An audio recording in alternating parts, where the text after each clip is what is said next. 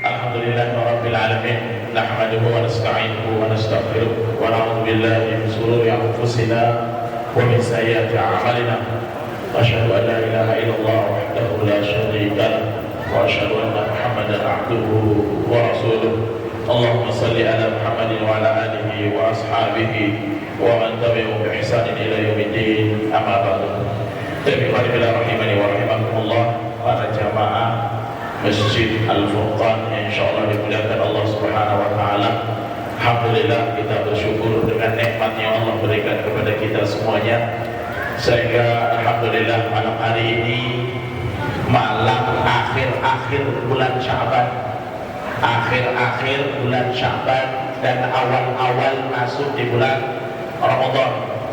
Dan insyaallah mungkin ini malam terakhir, malam Jumat depan insyaallah kita sudah masuk di bulan Ramadan.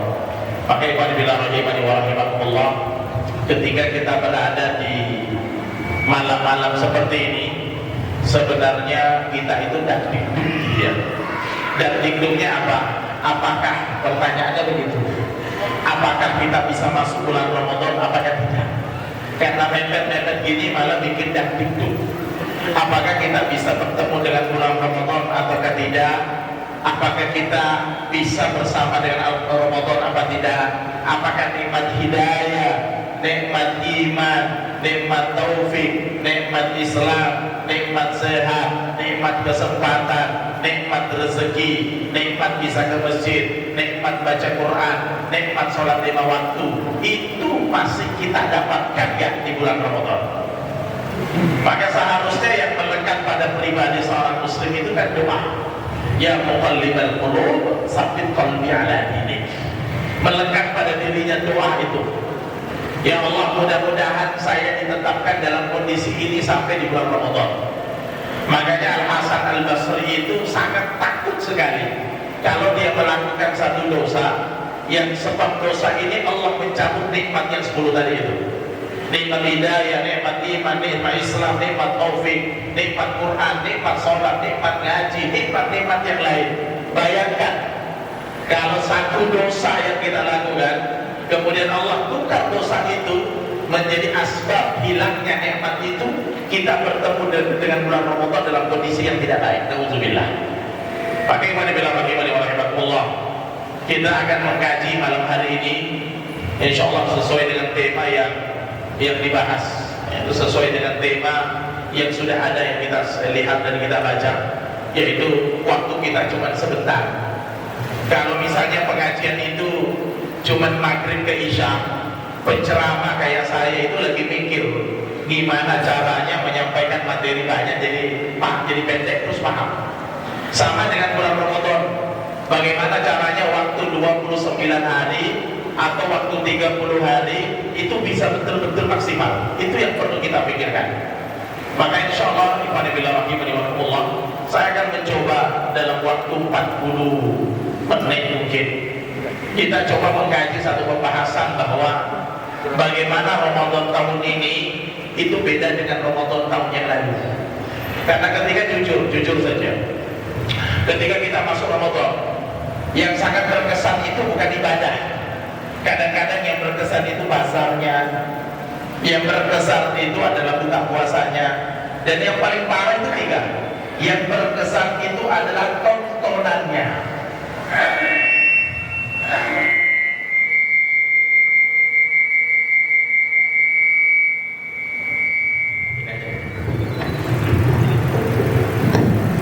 Karena yang paling berkesan itu kadang-kadang tontonannya. Kalau kita jujur aja lah.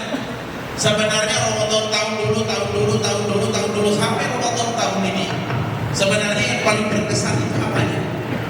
Dan sering anak-anak remaja yang berkesan itu adalah petasannya, yang berkesan itu adalah jalan-jalan paginya, yang berkesan itu jalan-jalan sorenya, yang berkesan itu adalah filmnya. Apalagi ada istilah film-film waktu sahur, film-film waktu berbuka. Kita ditemani dengan artis ini waktu berbuka, ditemani dengan tontonan ini ketika kita sahur. Itu yang paling berkesan. Bahkan seolah-olah tontonan itu didesain seindah mungkin supaya itu menemani kita ketika Sehingga kalau ditanya apa yang paling berkesan ketika Ramadan, tontonannya seru, biar gak ngantuk. Ini loh tontonan sahur. Ketika kamu gak bosan menunggu berbuka, ini loh yang kamu lakukan ketika berbuka puasa, biar gak bosan. Maka dihadirkanlah tontonan yang lucu, tontonan yang menghibur. Seolah-olah orang Islam itu Ramadan tidak terhibur dengan amal soleh. Seolah-olah Al-Quran itu bukan penghibur seindah mungkin penghibur bagi orang yang berpuasa. Seolah-olah tidak lagi zikir, tidak lagi sholawat, tidak lagi ibadah itu menjadi penghibur ketika sahur. Padahal kalau teman-teman tahu barokahnya dan rahmatnya Allah, dan Allah turun di sepertiga malam, gak layak sebenarnya kita itu nonton. Karena hiburan orang muslim waktu sahur itu tiga: dia beribadah, dia berdoa, dan dia beristighfar. Disebutkan di dalam Al-Quran. Itu hiburan dia orang beribadah. Tapi kadang-kadang maaf saja seribu maaf. Kadang-kadang yang jadi yang berkesan setelah Ramadan dari tahun ke tahun seperti itu.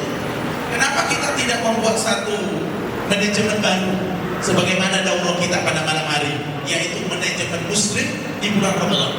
Sehingga ketika dia selesai Ramadan, ketika di bulan Syawal, ketika mereka berkunjung sama saudaranya di bulan Syawal itu, yang disebut istilahnya halal bihalal ya.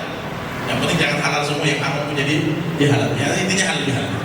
Sehingga dia duduk ditanya, apa yang berkesan bagi kamu ketika Ramadan? Yang berkesan itu akhir jam 3 saya ngaji. Yang berkesan itu apa? Saya tunggu berbuka sambil ngaji. Yang berkesan itu apa? Di rumah aku gak ada TV. Sehingga yang berkesan itu saya khatam 10 kali. Ada kesan baru yang muncul. Masa kesan-kesan itu aja yang selalu muncul di dalam kehidupan kita di bulan Ramadan? Tontonannya lah, permainannya lah, petasannya lah, ketawa ketiwinya lah, jalan-jalan sorenya lah. Kalau masih itu yang tercipta di tahun ini, maka pertanyaannya, apakah Ramadan kita lebih baik? Sampai saya sampaikan kemarin ketika saya ngisi pengajian juga di imigrasi, kantor imigrasi di Tanjung Uban, saya katakan bahwa andaikan ini Ramadan terakhir, kalau Nabi SAW, Bapak Ibu, ini sebagai mukadimah juga, Nabi SAW itu di tahun terakhirnya Ramadan, di tahun terakhirnya Ramadan, yang biasanya Rasulullah kata Abdullah bin Abbas dan kata Abu Hurairah, Nabi SAW di Ramadan terakhir yang biasanya Rasulullah khatam cuma 1 kali. Karena khatamnya Rasulullah kenapa 1 kali? Karena khatamnya langsung kepada malaikat Jibril, dan malaikat Jibril juga mengkhatamkan bacaannya kepada Nabi SAW. Itu khatam cuma 1 kali. Tapi di Ramadan yang terakhirnya beliau, di Ramadan terakhir, karena Rasulullah itu meninggal setelah haji. Jadi bulan Dzulhijjah di awal akhir setelah pelaksanaan haji, Rasul meninggal dunia. Maka di Ramadan terakhir beliau mengkhatamkan 2 kali. Dan apa kata ulama seperti Abu Hurairah, Nabi SAW di Ramadan terakhir juga beliau yang biasanya tiap tahun intikafnya 10 hari, di Ramadan itu Rasulullah intikafnya 20 hari. Baru Rasulullah SAW meninggal dunia. Artinya penutup dari Ramadannya beliau adalah terbaik. Atau kita misalnya melihat Qatadah bin Da'amah, itu muridnya Anas bin Malik. Anas bin Malik muridnya Rasulullah. Jadi Rasulullah punya murid, punya sahabat namanya Anas bin Malik. Anas bin Malik punya murid namanya Abu Qatadah. Beliau muridnya, lihat kata-katanya. Kata-kata itu berlebih begini. Kana Qatadah yakhtimul Quran fi sab'i, wa kana dakhala Ramadan li ja'a Ramadan fi kulli salatin, wa ja'a al-ashru fi kulli lailatin. Terjemahannya apa? Qatadah muridnya Anas bin Malik, dia mengkhatamkan Quran itu 6 hari 1 kali di luar Ramadan. Yakhtimul Quran fi sab'i. Kalau di luar Ramadan dia khatam 6 kali. Di luar Ramadan 6 hari 1 kali khatam. Idza ja'a Ramadan, tapi kalau masuk bulan Ramadan, yakhtimu fi kulli salasin. Dia mengkhatamkan Quran 3 hari 1 kali. Perhatikan ya, 6 berubah menjadi 3 di dalam Ramadan. Terusan hadisnya mengatakan apa? Idza ja'a ashr. Dan apabila sudah masuk 10 hari terakhir, maka beliau mengkhatamkan Al-Quran, yakhtimul Quran fi kulli yaumin. Maka dia mengkhatamkan Quran setiap hari. Adakah perubahannya?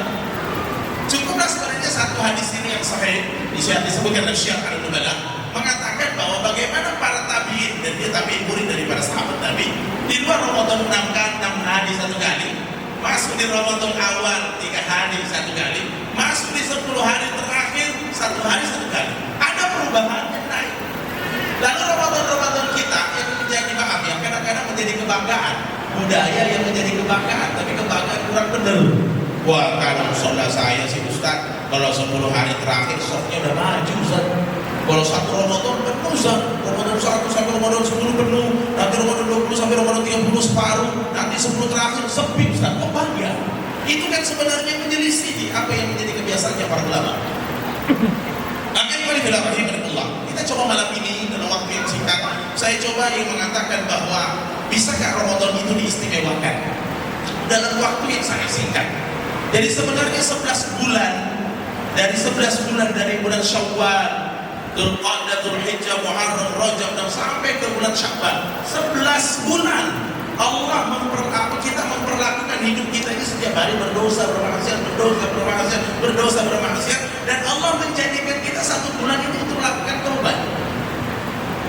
Makanya kemudian Qatadah mengatakan apa? Man lam yughfar fi Ramadan, falam yughfar masih. Kata beliau, siapa yang tidak dapat ampunan di bulan Ramadan, maka tidak mungkin diampuni dosanya di luar Ramadan. Ramadan aja nggak dapat, apalagi di luar Ramadan. Apa kata Imam Ibnu Rajab Al-Hambali? Beliau mengatakan semua ibadah dalam Ramadan dalam rangka diampuni dosa. Kalau dia nggak dapat ampunan, berarti dia betul-betul orang yang bermasalah. Makanya Allah itu menyiapkan sebuah ibadah yang sebab itu kita dibersihkan dosanya. Dan dari 12 bulan ini Allah siapkan 1 bulan untuk memperbaiki diri. Tapi kok nggak baik-baik? Dan terus dengan cara apa lagi? Jadi gitu bahasanya. Kurang lebih dalam hadis Sahih Bukhari, hadis Sahih Muslim, kata Nabi Sallallahu Alaihi Wasallam, "Ara'aitum law anna nahru bi babi ahadikum." Kata Rasulullah, bagaimana menurut kalian? Sering kalian bapak-bapak sering dengar hadis ini. "Ara'aitum law anna nahru bi babi ahadikum." Kata Rasulullah, bagaimana kalau di depan rumahmu ada bintang sholat itu? Ada apa? Ada sungai. Sering dengar hadisnya. Sahih Bukhari, Sahih Muslim. Law anna nahrum bi babi ahadikum. Kata Rasulullah, itu law anna nahrum bi babi ahadikum. Bagaimana menurut kalian kalau di depan rumah kalian itu ada sungai yang mengalir? Kenapa Rasulullah menyebut kita sungai? Airnya mengalir, dosa-dosanya mengalir kita. Bagaimana menurut kalian kalau ada sungai di depan rumah kalian yang tasilu fihi khamsan, dia mandi di dalam air itu selama 5 kali. Hal yubqa min darbi syai', apakah ada kotorannya kalau dia mandi 5 kali sehari di sungai itu? Kata sahabat Nabi Sallallahu Alaihi Wasallam, ya Rasulullah, bayangkan ada sungai depan rumahmu, kamu mandi 1 kali 5 hari sekali. Kata Rasulullah, kalau dia mandi 5 kali ada dosanya enggak? Ada kotorannya enggak? Kata sahabat Nabi, enggak ya Rasulullah. Maka apa kata Rasulullah? Kadzalika mithlus salawatil khams yamhullahu bihal khataya. Maka kata Rasulullah, begitulah orang kalau sholat 5 kali, maka Allah akan mencuci dosanya 5 kali. Berarti dalam sehari dia sholat subuh, zuhur, asar, maghrib, isya, seharusnya tidak ada dosa pada dirinya. Jadi memang harian, penghapus dosa harian itu disiapkan dalam perkara sholat. Dan Allah menyiapkan lagi bulan Ramadan. Tapi Ramadan juga belum baik, ya entah dengan cara apa lagi. Makanya kalau kita imanullah, sampai Nabi Sallallahu Alaihi Wasallam dalam itu hadis dikatakan istilahnya bahwa kenapa Rasulullah menyebutkan sungai, karena mengalir.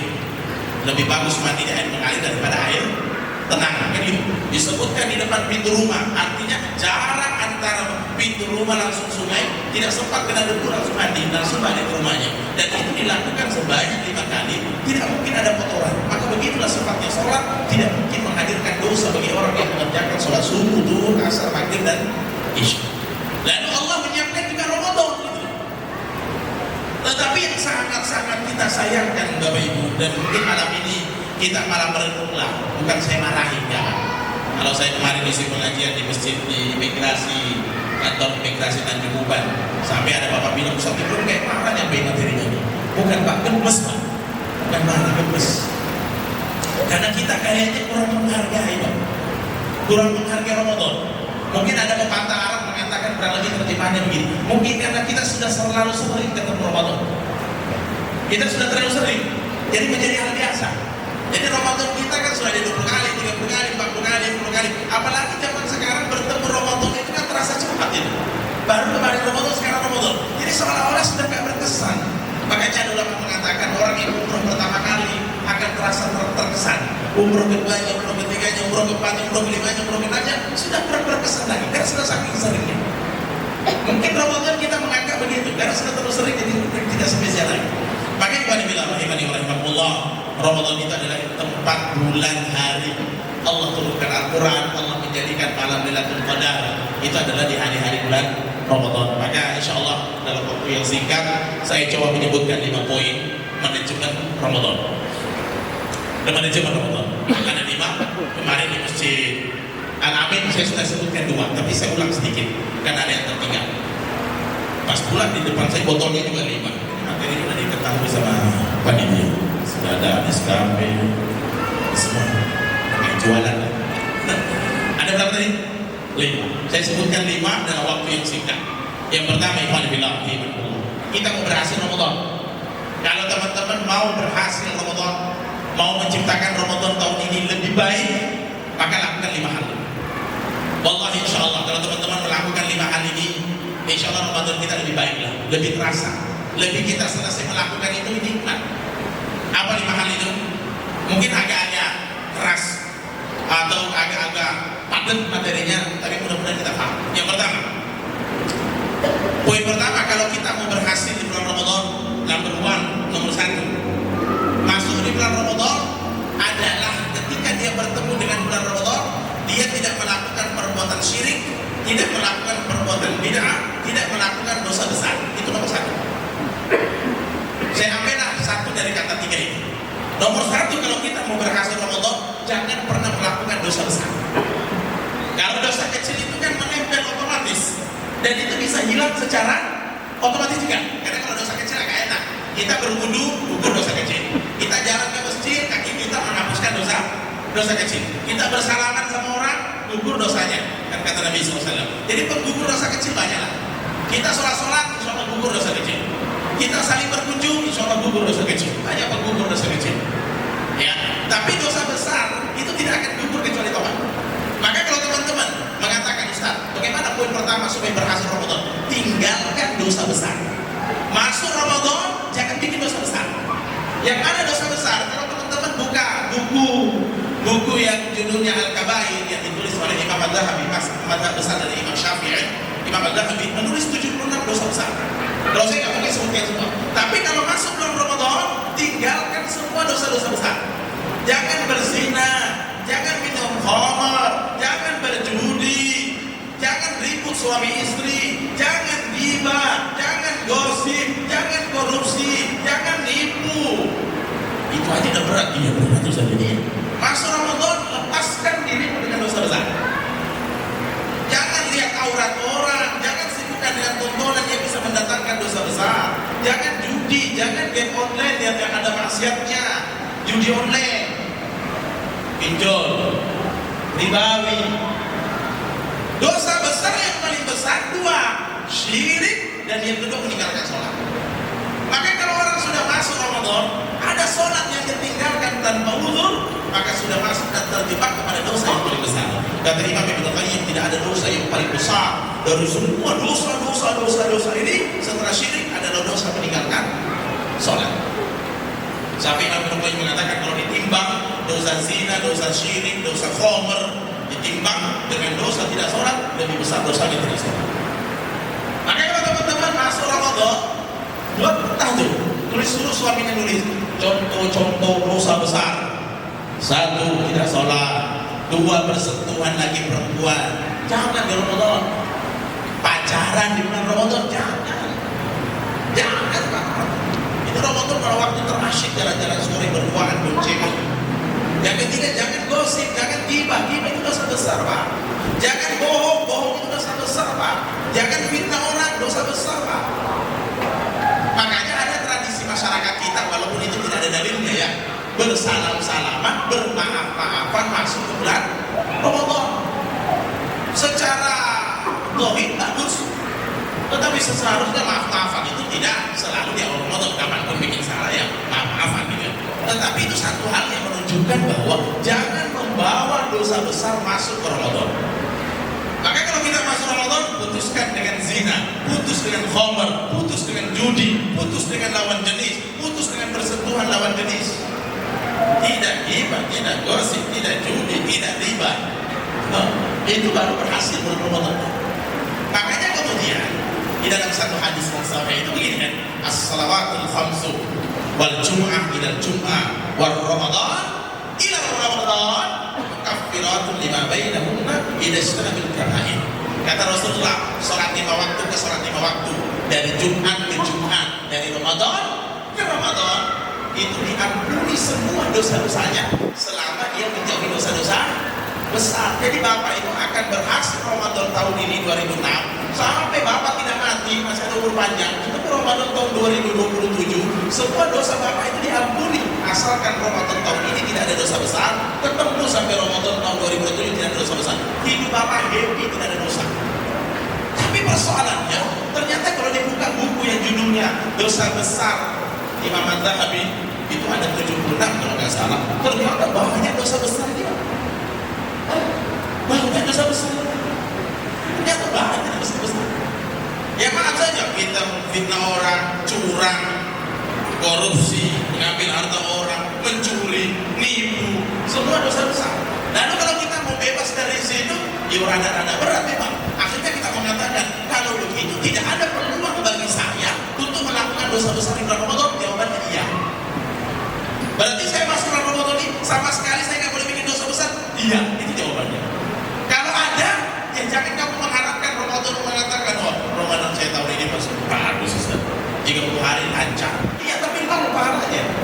Yang bilang siapa? Rasulullah Shallallahu Alaihi Wasallam. Iya. Maka itu bilang rahimahullah. Kata Rasulullah dari Ramadan ke Ramadan, Ramadan ila Ramadan. Dari Ramadan tahun ini, Ramadan tahun depan, Bapak itu tidak berdosa loh Pak. 11 bulan itu Allah mudahkan untuk tidak berdosa. Allah tidak jatuhkan Bapak kepada perbuatan dosa. Allah tidak tergelincirkan kepada perbuatan dosa. Allah jaga kita supaya tidak berdosa. Dengan cara apa? Ramadan tahun ini tidak ada dosa besar. Jadi kalau begitu Ustaz, malam ini apa yang dia tokohkan?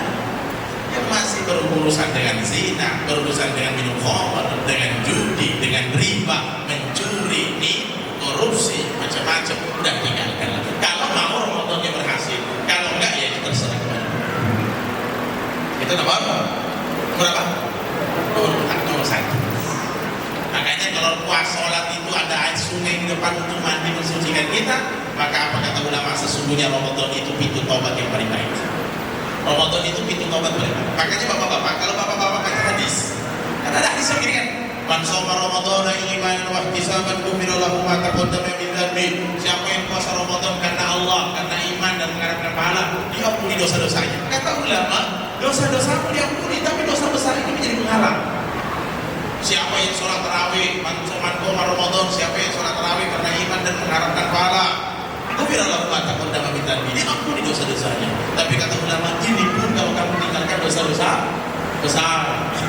Jadi memang kata kuncinya itu adalah bertauhid, tidak syirik, dan yang kedua tidak punya dosa besar. Kenapa Ustaz? Karena kalau dia bikin syirik, dia bikin amalan tidak sesuai dengan petunjuk Nabi, dan yang ketiga dia bikin dosa besar, ini menjadi penghalang, dia tidak dapat itu.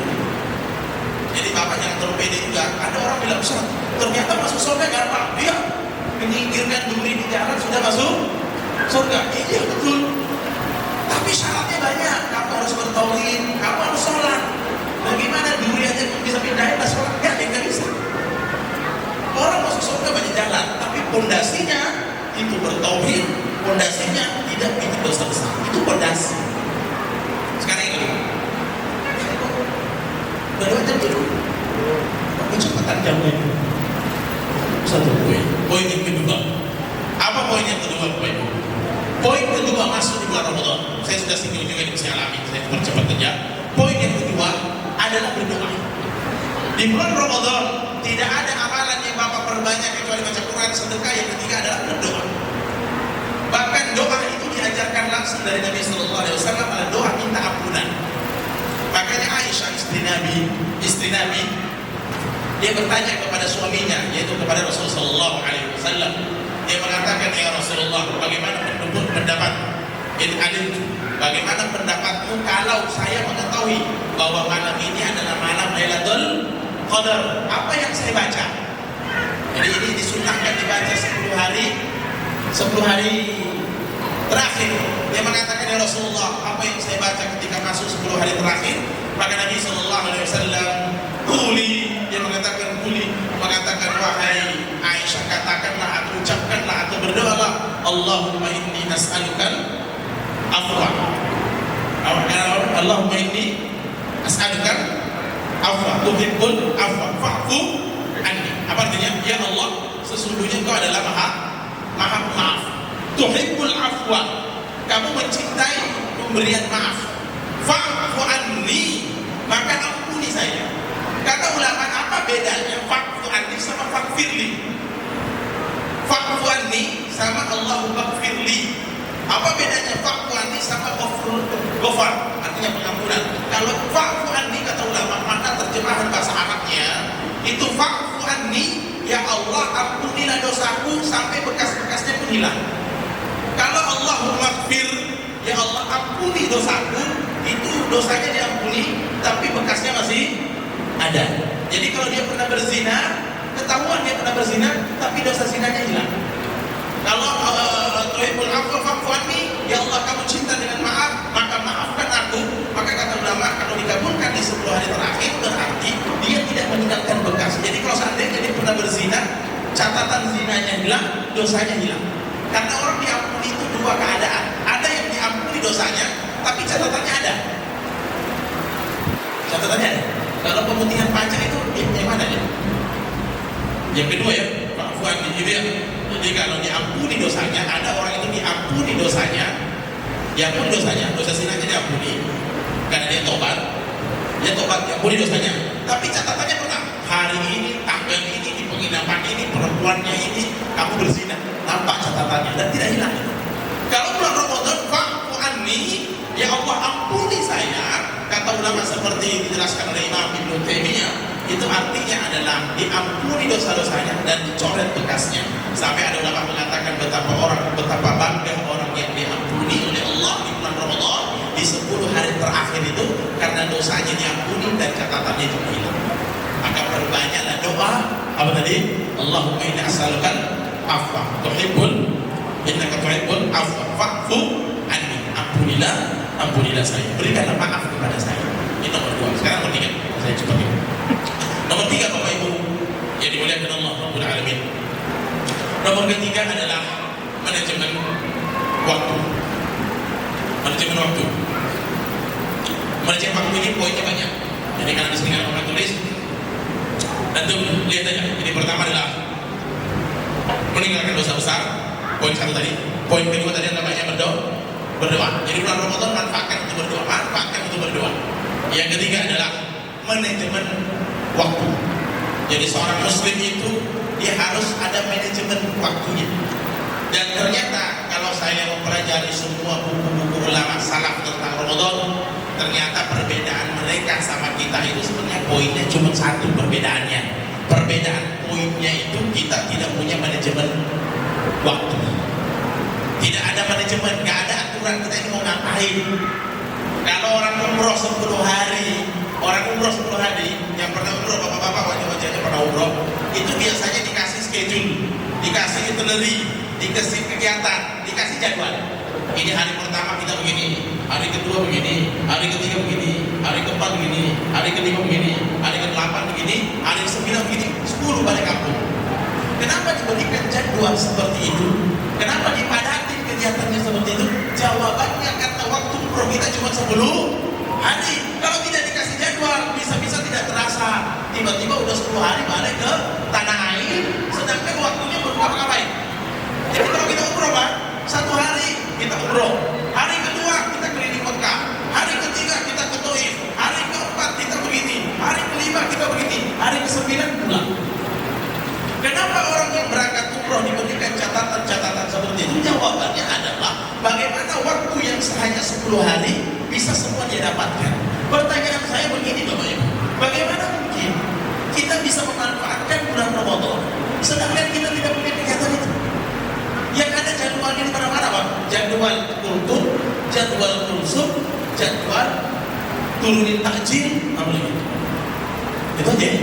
Jadwal kultum, jadwal kulsum, jadwal imam tarawih, jadwal ketika mereka masuk Ramadan, selesai bulan Ramadan, bahkan kita mungkin dari Ramadan tahun kemarin sampai ketemu Ramadan ada 11 bulan, karena kita tidak punya manajemen waktu, 11 bulan tidak ada khatam. Lalu Allah memberikan waktu berapa lama lagi? Ramadan sebelah kanan, kiri, tengah, sampai kiri. Jawablah dalam hati kita, apakah Ramadan tahun kemarin ada yang khatam atau tidak? Dan ini salah satu ajib. Padahal kita baca dalam Al-Quran surah Al-Baqarah, kita mengatakan apa? Syahrul Quran. Yang syahrul Quran, syahrul ansalallah apa dalam surah Al-Baqarah itu dalam 185. Allah menurunkan Al-Quran di bulan Ramadan. Tapi yang jadi permasalahan Bapak Ibu yang dimuliakan Allah, ketika seorang muslim itu tidak memanage Ramadannya, sehingga yang terjadi apa? Dia tidak menemukan cara bagaimana dia bisa mendapatkan Ramadan. Saya cari contoh di ayat yang seperti ini. Syahrul Ramadan alladzi unzila fihil Quran. Di Ramadan itu Allah turunkan Al-Quran. Imam Syafi'i khatam berapa kali? Imam Syafi'i khatam berapa kali? 60 kali. Dikatakan dalam kana Syafi'i yakhtimul Quran fi Ramadan 60 khatmah. Dikatakan bahwa Imam Syafi'i khatamkan Quran 60 kali. Pertanyaan saya, Imam Syafi'i kira-kira, ini kita pikir manajemen Quran Imam Syafi'i, kita pikir sama-sama, bagaimana caranya Imam Syafi'i khatam 60 kali? Kira-kira pada subuh dia main sarung atau tidak? Kira-kira kita lagi ayat nih, Imam Syafi'i khatam 2 kali. Kira-kira dia pada subuh tidur atau tidak? Tidur apa kira-kira? Tidak. Kira-kira dia perang-perang sarung tidak? Imam Syafi'i? Oh tidak. Habis itu kira-kira dia dari jam 8 sampai jam 2 tidur apa tidak? Tidak. Kira-kira pada zuhur dia tidur apa tidak? Tidak. Kira-kira pada asar dia pergi naik motor keliling-keliling nggak terbilang? Dan tidak. Habis itu habis taraweh. Kira-kira habis taraweh ke kedai kopi nggak Imam Syafi'i? Sambil bahas politik? Ya. Kenapa dia bisa khatam 60 kali teman-teman? Karena Imam Syafi'i memiliki manajemen waktu. Apa manajemen waktunya? Ba'da Ramadan, ba'da subuh dia baca Quran. Karena memang hukumnya makruh orang tidur di pagi hari. Ba'da zuhur tidur baca Quran, ba'da asar baca Quran, ba'da maghrib baca Quran. Sampai Imam Syafi'i mengatakan, saya liburkan semua lembaga pendidikan saya asalkan saya bisa menghafalkan Quran. Sama dengan Aswad. Aswad bin Yazid, seorang tabi'in.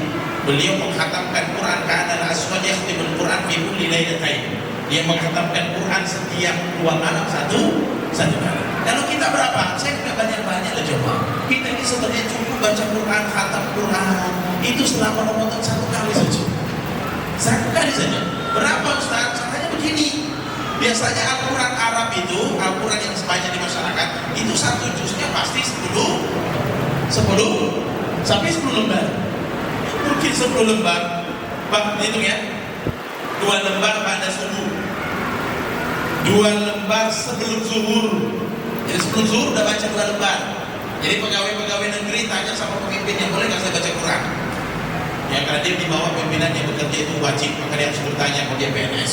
Sebelum zuhur 2 lembar, setelah zuhur 2 lembar, setelah asar 2 lembar, setelah maghrib nggak usah, setelah isya nggak usah, setelah tarawih 2 lembar.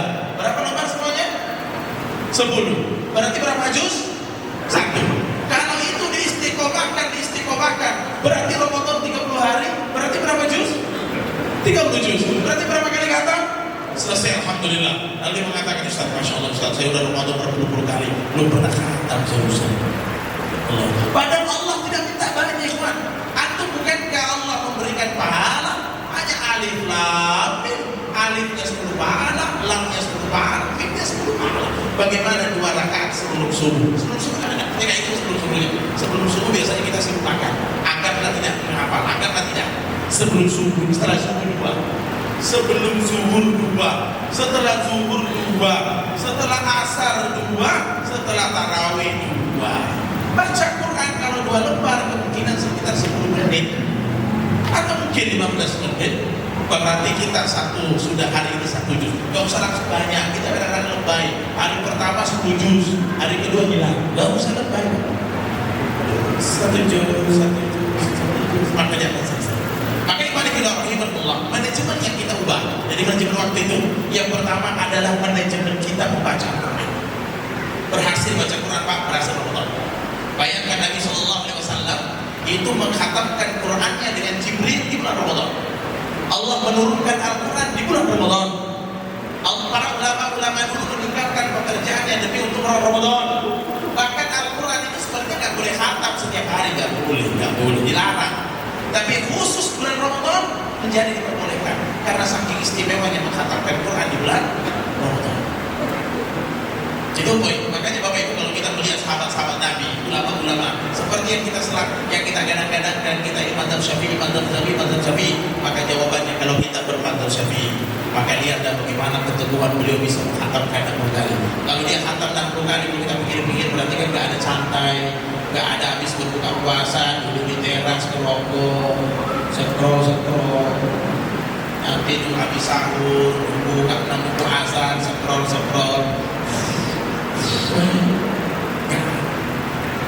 Habis terawih, rubi kemana-mana. Ya.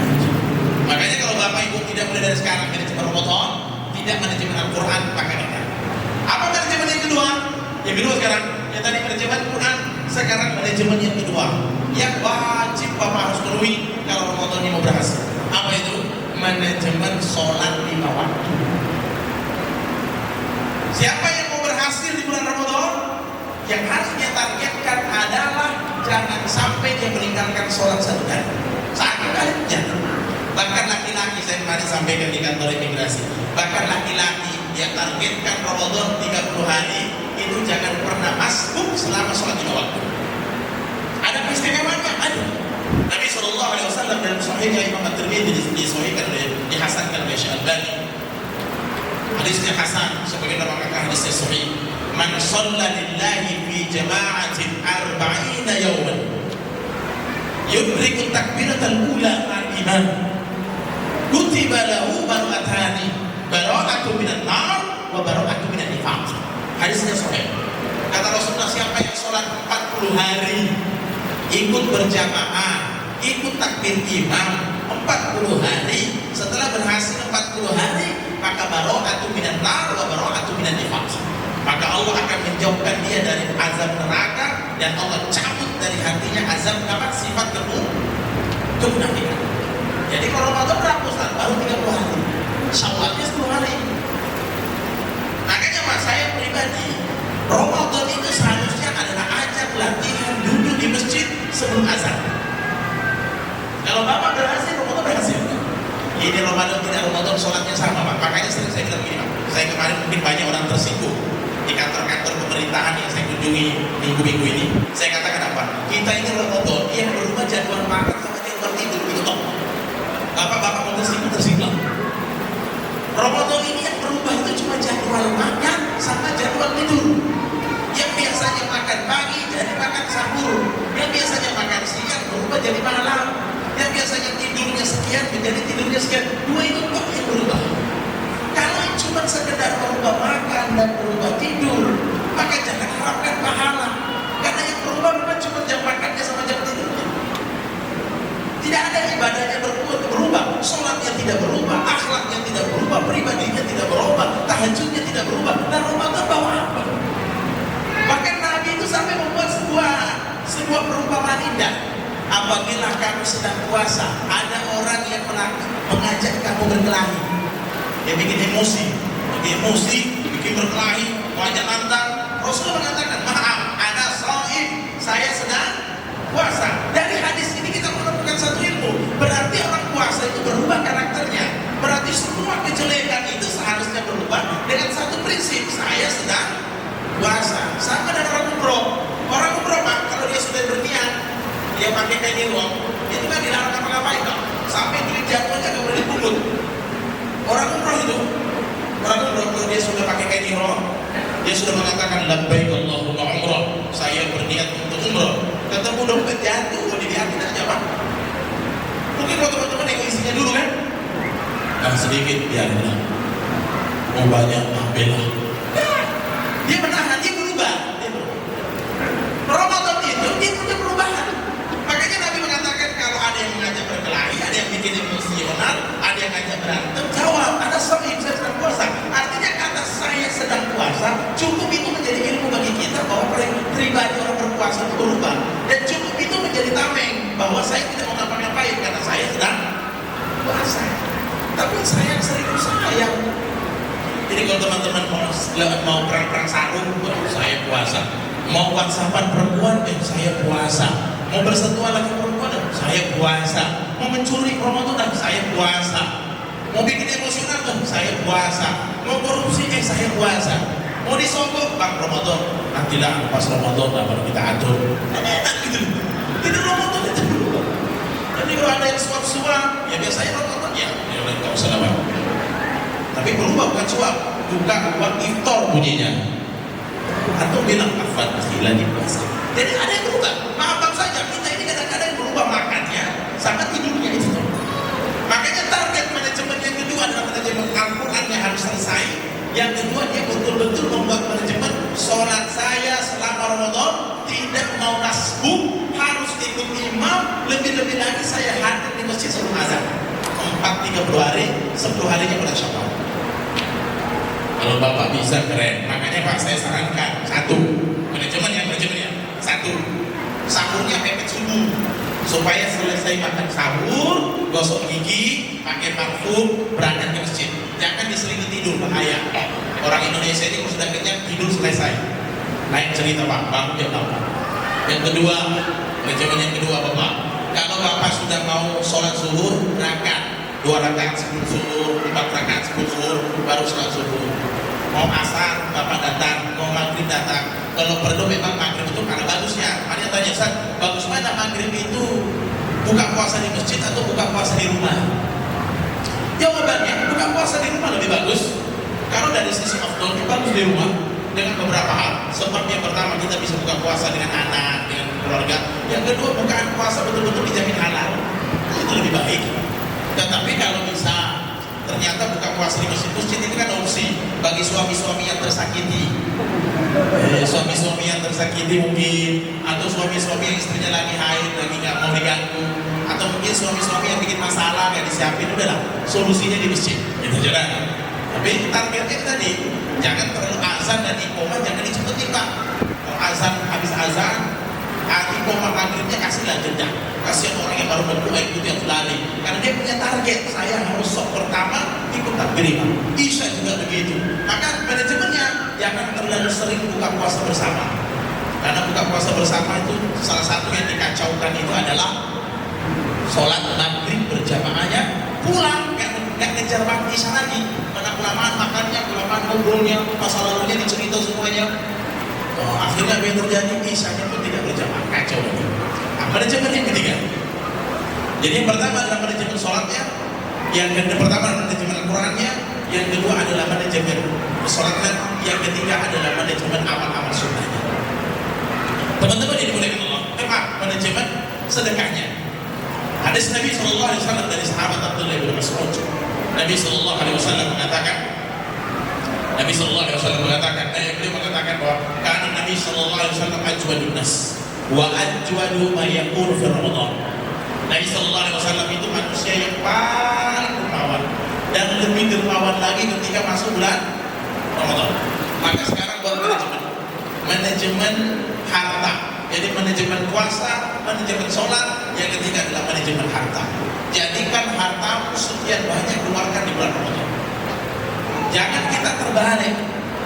Kalau kita sebagai orang pintar Pak mengatur manajemen, saya lebih baik sedekah daripada 1000 baju-baju mahal untuk seragam di bulan Ramadan. Saya lebih bagus sedekah daripada terus mengurusi isi kompleks yang begitu banyak. Seharusnya di manajemen itu. Dan manajemen itu bagus dijadikan Ramadan. Kalau kita jujur Bapak Ibu yang dibilang, kadang-kadang kita ini tidak pintar mengambil kesempatan untuk manajemen harta. Kita bisa memberikan anak kita petasan, baju baru pada masih banyak baju, daripada sekedar kita memberikan bukaan puasa. Padahal ciri khas orang yang Ramadan itu manfaat iman. Siapa yang memberikan bukaan puasa kepada orang yang berpuasa itu kesempatan. Makanya banyak ulama-ulama itu mereka kalau di akhir Ramadan, di bulan Ramadan mereka simpan hartanya. Jadi banyak teman-teman kami itu di lain bulan dia simpan hartanya, ketika di bulan Ramadan dia keluarkan hartanya. Jadi banyak orang-orang, saya punya teman, saya ceritakan beberapa hari lalu, ada teman kami itu dia tidak pernah bersedekah kecuali bulan Ramadan. Akhirnya program dia setiap tahun dia membuat 500 porsi makanan setiap hari selama 30 hari, sekitar 300 juta. Karena dia satu hari 500 porsi, dikali 30 hari berarti 15.000 porsi, dikali dan 20.000, maka sekitar 300 juta dia keluarkan di bulan Ramadan. Karena dia tahu betul Ramadan itu beristimewa untuk sedekah. Apalagi kalau sedekahnya dalam rangka apa? Orang berbuka puasa. Dia tahu betul di sini hadis Nabi man fattara sha'iman itu kana lahu mislu ajrihi, maka dia mendapatkan pahala seperti pahala orang berpuasa. Bayangkan kalau mengharapkan pahala kita 30 hari, dia bisa memberikan bukaan puasa bagi orang setiap hari 2, 3, 4, berarti dia sudah memberikan mendapatkan pahala lebih banyak daripada pada itu. Dan yang terakhir, poin berapa sekarang? Poin keempat. Yang pertama tadi tidak melakukan dosa besar. Yang kedua adalah banyak berdoa. Yang ketiga adalah manajemen waktunya. Dan yang keempat sekarang, bukan di bawah manajemen waktu. Yang keempat ikhwan fillah, kalau mau berhasil bulan Ramadan, min husnil islamil mar'i tarkuhu ma la ya'ni. Di poin keempat itu adalah seorang muslim jangan sibuk melakukan 3 perkara di Ramadan, di luar Ramadan. Jangan lakukan perkara haram, jangan lakukan perkara makruh, dan jangan lakukan perkara mubah. 3 ini. Ramadan yang haram-haram tinggalkan. Yang kedua makruh. Sekarang saya tanya, rokok yang mana posisinya? Mana? Katanya kalau maaf ini bercanda. Tapi mungkin benar juga. Kalau Muhammadiyah haram, kalau NU makruh. Jadi kalau sudah masuk Ramadan, haram nggak boleh, makruh nggak boleh. Nah, gimana sekarang? Jadi masuk Ramadan, yang haram nggak boleh, makruh nggak boleh. Yang ketiga, perkara mubah nggak boleh. Tahu perkara mubah? Mubah itu sesuatu yang tidak berdosa, tapi melalaikan. Itu ditinggalkan. Makanya Bapak kalau mau berhasil Ramadan, tinggalkan yang haram, tinggalkan yang makruh, tinggalkan yang mubah. Dan dia sibuk dengan amalan-amalan sunnah. Makanya Pak dibilang rahimahullah dalam surah Al-Quran itu, dalam Al-Quran manusia dibagi menjadi berapa kelompok? Berdasar. Belum ya? Nanti kalau azan, kapan saya? Sisa berapa menit azannya? Udah masuk? Akhirnya udah masuk. Karena katanya pesan Pak Ketua tidak boleh lewat azan. Dan memang harus sholat tepat waktu. Jadi yang terakhir adalah menyibukkan dengan perkara-perkara sunnah. Berarti belum selesai. Ini kita baru 1 kali lagi. Karena masih berarti ini keempat ya. Masih kurang 1 berarti kan? Ya udah bikin dahulu lagi gimana? Tapi besok maaf saya besok sudah berangkat. Ada acara di luar kota. Dan insya Allah ketemu nanti di bulan Ramadan. Karena besok pagi kami ada safar ke luar kota. Insya Allah jazakallah khair barakallahu fikum. Ini yang dapat saya sampaikan, mudah-mudahan bermanfaat. Dan ini motivasi sebenarnya, ini hanya motivasi dan pemberian gambaran bahwa beginilah seharusnya seorang muslim menyambut bulan Ramadan. Berubah teman-teman, berubah, bikin program hidup khusus bulan Ramadan. Subhanallahumma wa bihamdik, asyhadu an la ilaha illa anta, astaghfiruka wa atubu ilaik. Assalamualaikum warahmatullahi wabarakatuh. Allah